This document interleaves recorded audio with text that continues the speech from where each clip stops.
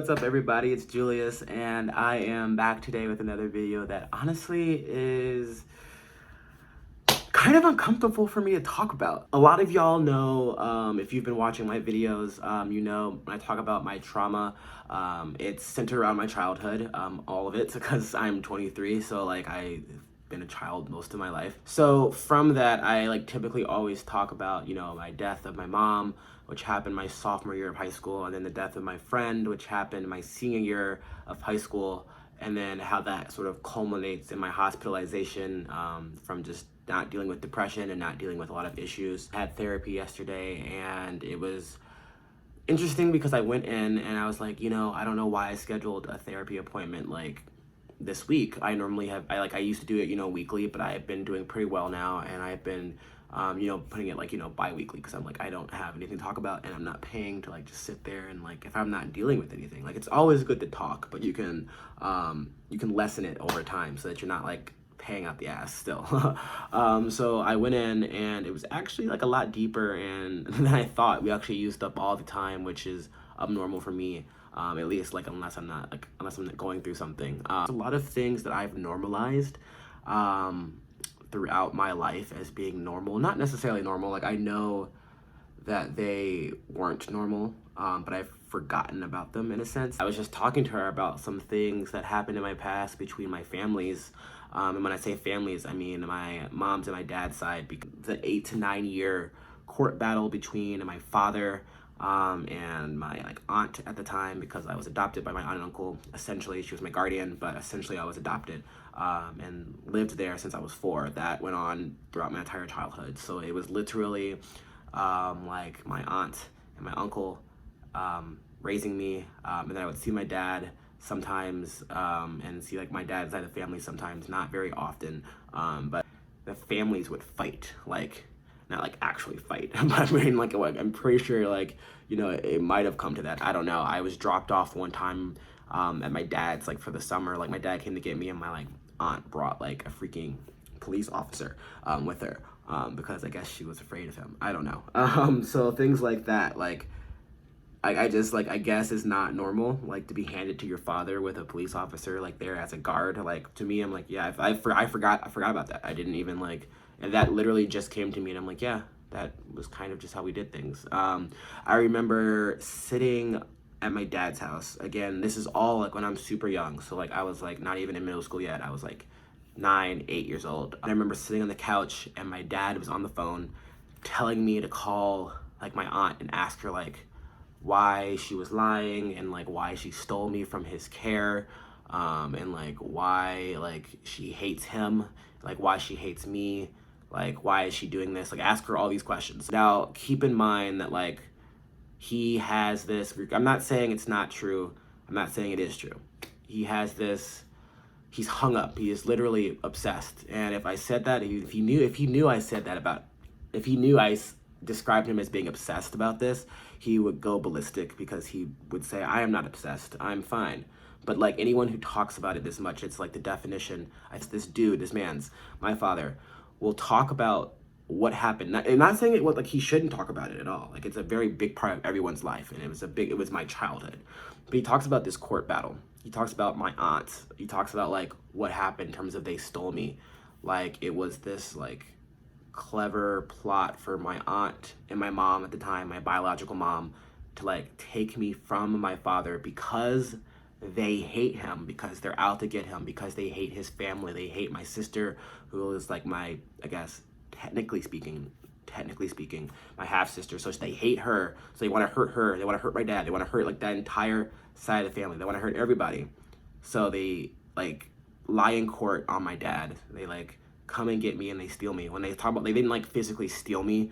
My dad sent me up to visit my mom, just to visit my mom, and my mom was like, nope, I think he's better to be raised by me or be raised in Chicago. I want Ingrid, my sister, to have guardianship. He believes that they stole me, and that like her giving to her, my mother in Chicago, giving me to my aunt was like out of her, like she shouldn't have been able to do that / prevent him from seeing me.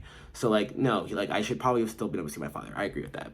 I don't know if anything bad really happened, like in terms of like like corruption and all of that. Like I don't know, and if it did, like it happens every single freaking day. Like people sending their kids to schools in the wrong school district or paying more or trying to get their kids into the good school. They're trying to get something out of it. Like my aunt and uncle were trying to win, like to give me a better life. So doing whatever they had to do in order to win, whatever. That's how I'm taking it, which is like, I'm not saying that's great, but I'm saying like my dad makes it seem like it's just, I don't know. So I'm a kid. I'm sitting in the couch.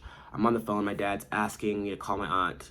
So I'm talking to my aunt. I'm asking her this. Obviously, I'm a child. Like I'm sobbing because my dad, he yells about everything. Like I've gotten used to it now, but he, like when I bring friends over or anyone else who's not used to him yelling, they're like, "Whoa, why is your dad like cursing and like yelling like just like he does it like normally, like he just gets so it's just like strange, but whatever."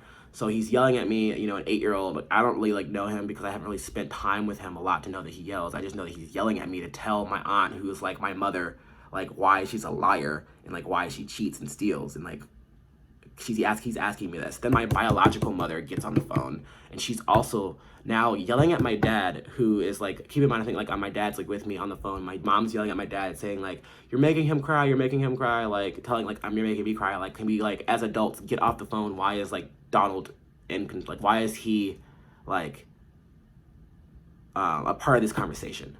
Like it shouldn't be. So like that just right there, like I forgot about that, but that's I think a very, very clear picture. I don't even know, and it's not like this is all his fault. It doesn't stop there. Like my aunt, she would talk about my father and my mother like they were like drug addicts or like mentally ill drug addicts. That's what basically that's the picture that was burned in my mind from a young age. She stopped doing it because I got older, you know, around like right before middle school, like 5th grade. I would be like, hey, like, and in therapy as well, I was like, hey, my aunt like talks about, like, she isn't also mean to, she's just casually like, my mom was a drug addict, like she like was, you know, so like like, you know, I mean, she just like, I mean, she wasn't lying, but it's the way she said it, and like to a kid at the time, like I don't need to be hearing that. Like I don't really know what that means. I just know like the connotations at school people talk about. Like that's not what I want to be hearing. And she would always say it.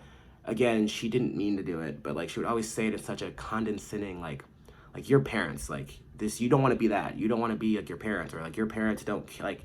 She never said this. She never said your parents don't care, but like, you know, it's like kind of how it felt. Like it's just these images. I remember my father actually telling me that he wanted to take my aunt and chop her into little bitty pieces and then like put her back in a brown paper bag.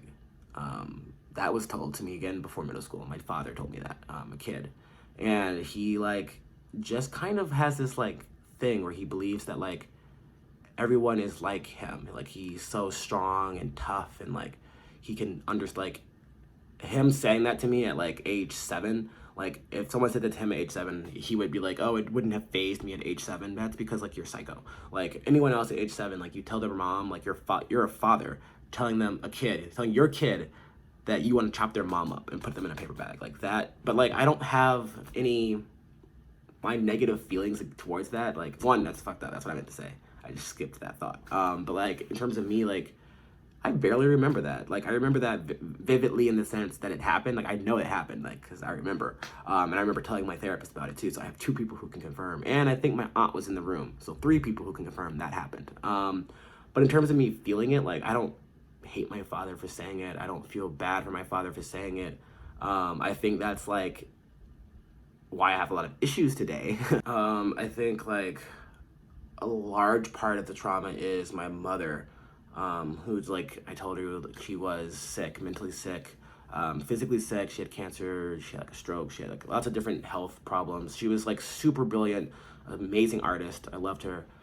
She was like the best mom in the world. But she did have her vices and she did have her problems. And I remember we threw a surprise birthday party for her. I was still, again, this is all when I was like still in grade school. So like this is like still like 8, 7, 9. And we threw a surprise party. We blew up balloons, telling me that my mom wasn't going to show up because I don't really know why. She could have been running. She just didn't show up a lot. Like, and that's common, I think, in people who have these problems. She might not have shown up because she might have been, frankly, running late and might have been really, really late, and then just decided, I don't want to go. Because she did have, like, that happened a lot. She just had anxiety. She had mental health problems. She also could have been on drugs, but I like to not think about that. Slash, not like I don't like to consider that. I didn't understand like why my mom couldn't come to the party. I didn't understand. I'm gonna start crying. Oh my God. See, this is like what I remember. Like it still does affect me. Like I forget. Like I don't think about these things all the time, but like it does affect me. And I remember like through all of this, like I waited I think 2 days for my parents. My aunt and uncle allowed me to wait 2 days because otherwise like you're just like she's not coming, bro. So that was super sad. Another time was when I think I went 2 years or a year and a half without seeing my mother or talking to her. She just like vanished out of thin air. Her phone was off, which means she wasn't paying her phone bill, which happened, I don't like countless times, that you would just, but this time it was like she just one day, and I remember I was walking. I had to have been old enough to walk, so maybe I wasn't too young, but I was young enough to the fact that I know I was walking around the neighborhood, so I had enough autonomy, but I wasn't old enough to be out like just completely by myself. It was like, hey, I'm going to like the corner store down the street to pick up candy. I'll be right back. If I'm not back in 20 minutes, my parents are like, where are you? Like, I saw my mother as I was doing one of these trips. During that year, I hadn't seen her in forever. I was just walking and I was like, is that my mom? Like, oh my God. And I ran to her and I was like, Mom, like, I miss you. Like, hi, how are you? And she looked surprised to see me, but she was confused, one, as to like why I was out by myself, because like I was young. And then two, she told me that she would see me again soon, like tomorrow she'd come by or something. And I actually went to her apartment because her apartment was in our neighborhood. And I didn't tell my aunt and uncle. I just kind of like left because it was fast. I remember running because I didn't want them to know I was gone, but it was close enough for me to like run to. And I knocked on her door, or at least where like, I'm happy she lived there still, because for all I know, her rent could have been unpaid and she could have been left or whatever. She was there and she was like the most shocked. And I think that was really like a form of me being like, hey, I cannot take losing my mother again and again and again and again and again. I'm gonna go there. Which is why when she finally passed away, it was like, damn, I never had the chance to like, well, this has been the longest video. And there's just like, honestly, like I wanted to give as many examples of all the fucked up shit that's happened to me, not because of like a pity party or anything, but really just to explain that like trauma, for me at least, childhood trauma is a combination of it's my family. My family's fighting, my family's feuds, my family's infliction on me, whether it be intentional or not. My aunt has said a lot of things over the years that has definitely like stuck with me, but I think the difference with her is that we worked a lot of those things out with therapy. We've gotten to a place where we're like really great friends. And she doesn't, she still says some things, but like, I say some things. Like everyone hurts each other's feelings. It's not in the same way. My father, we have a relationship which is much better than 4 years ago when we didn't have any relationship. And I'm not sure if like this trauma means I'm just like, blocking it out, or, I'm trying to work with him. But I say all of this to say that trauma is everlasting, at least at this point in my life. Like I'm dealing with stuff that I literally was dealing with when I was 4, and I'm still dealing with it emotionally. And I think it just takes time to like really go through those emotions and realize that also like you're still acting on a lot of those emotions from the past. Like trauma is trauma for a reason. So like a lot of my relationships now are fucked. Like fucked, not like as not fucked, but like, oh man, being like having even friendships, like having relationships, I think the craziest things. I have like the craziest like hangups. I have like these attachment issues. Like it's so annoying. And it's all because of all this shit that happened a while ago, that like I forgot about, but like, man, those feelings are still there. Those feelings of abandonment, those feelings of like loss, those feelings of like, damn, you're going to like leave me, and yeah. But it's all good for right now. So we're just gonna continue to work on that. Hope y'all can relate. Actually, no, I don't. I hope y'all can't relate. Sorry. Hope y'all cannot relate to this, if anything. But as always, like, share, comment, and subscribe for new videos. It's gonna be amazing. I have a lot of great things planned. All right, y'all. Catch y'all later. Peace.